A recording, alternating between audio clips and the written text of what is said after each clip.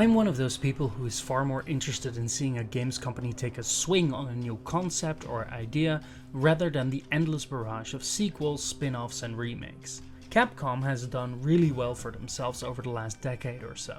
But what excites me more about the company compared to others in the AAA space is their ambition to still take a swing with new ideas and more niche genres. With Kunitsu-Gami, Path of the Goddess, it almost feels as if Capcom is trying to channel some of that Clover Studio energy that made Beautiful Joe and Okami back in the early 2000s. It's a visually striking action game that blends Japanese mythology with tower defense and troop management. While it may have fallen flat when it was released last year on other platforms, I sincerely hope that the Switch 2 version will breathe life into it once more, because I found it to be truly something special.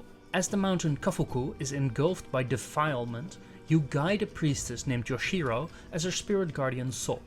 Armed with a katana, you can take out the hordes of enemies, dubbed the Seath, as they come pouring out of the defiled torii gates. It is your task to protect Yoshiro by night and collect as many crystals as possible, so that during the day you can carve a path for her to follow and purify the region. Along the way you are assisted by the local villagers, who you can recruit as fighters to help protect Yoshiro, from simple woodcutters using their axe to archers, banishers and even sumo wrestlers.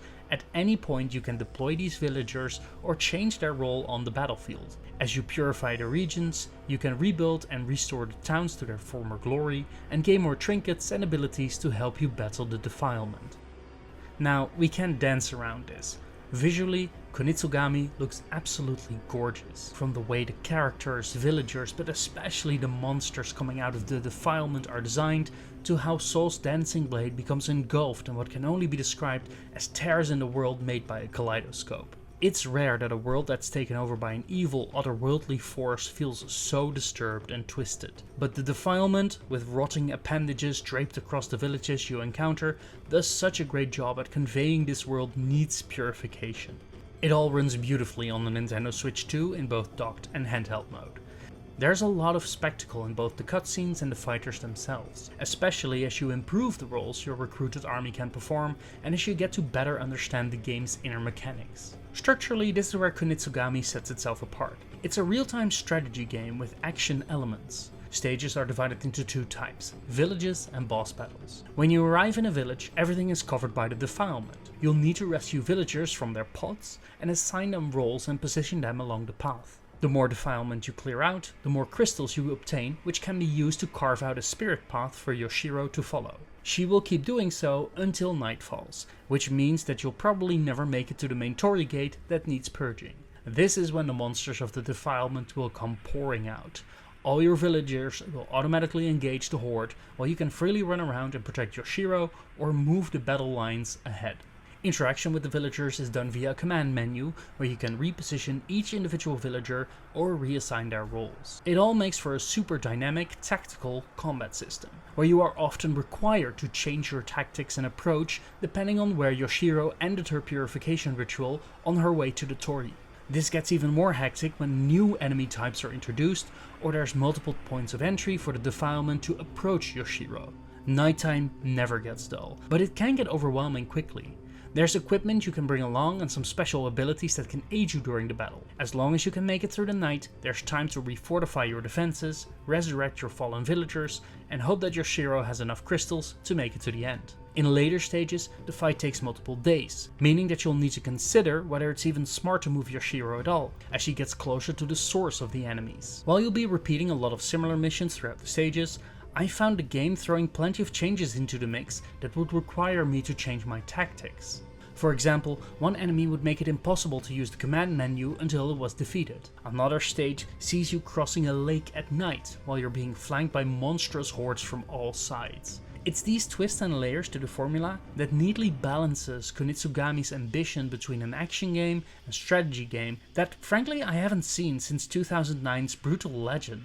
The other section of the combat are the boss battles. horrendous monsters that are truly a spike in difficulty for you to overcome with a set number of villagers. While you are able to prepare before entering the boss's arena, they use erratic patterns and ways of attacking, meaning you'll need to rely on your own skills to guard against incoming attacks, but also perhaps buff your specific villagers to have a chance against these creatures. From a gigantic centipede for which you'll need to spend valuable time and a villager to reignite the lights in a cave so that your archers are able to shoot at it, to a floating scythe that can almost instantly cut down So and Yoshiro. At times, these bosses felt a bit too unfair, with little time to practice and especially being limited by the amount of crystals at your disposal to convert all your villagers into the appropriate roles. Where the main stages feel like a true test of your tactical and problem solving skills, the boss fights can be a tad too unpredictable and unfair at times. When the fighting is over, you have some downtime, during which you can rebuild the villages and areas you've just recovered from the defilement. Since the game is based on an in-game day and night cycle,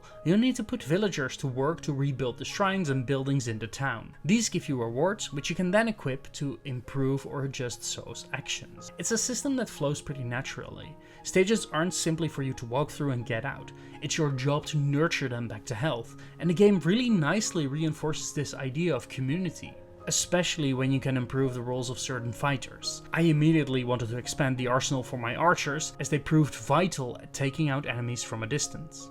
You're also able to collect little notes on the defilement that are presented as little emas, those wooden pedals with wishes at Japanese shrines and temples. They have some fun writing and character to them. It just makes the world of Kunitsu-Gami feel whole as you explore and learn more about Kafuku Mountain and its residents. I found Kunitsu-Gami Path of the Goddess to be a very big surprise. I was half afraid that for most of the time the systems would be overwhelming, as I'm neither big on tower defense nor real-time strategy games. But the way in which Kunitsu-Gami eases you into its mechanics and world is incredibly enjoyable. I love bringing this world back to life and tackling 1 or 2 stages every night for an hour or so. It's a game best played in segments rather than one long binge. And while I did find the boss battles to be a bit too difficult and some of the core gameplay can be a tad repetitive, Kunitsu-Gami really manages to become a fresh combination of action and real-time strategy. It's absolutely not for everyone, but if this combination or setting sounds like it may be something for you, you just may find a hidden treasure of a game here. It's great to see Capcom taking a big swing with something that feels so original. Here's to hoping that there's more games from the studio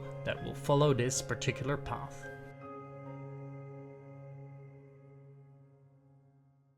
This video is made possible by our generous supporters on Patreon. Did you know that Nintendo World Report is funded directly by fans like you? When you support Nintendo World Report on Patreon, you get immediate access to multiple exclusive podcasts every month, exclusive Discord channels, an early look at select content, and more, all for as little as $1 a month. Check out patreon.com/NWR for all the details.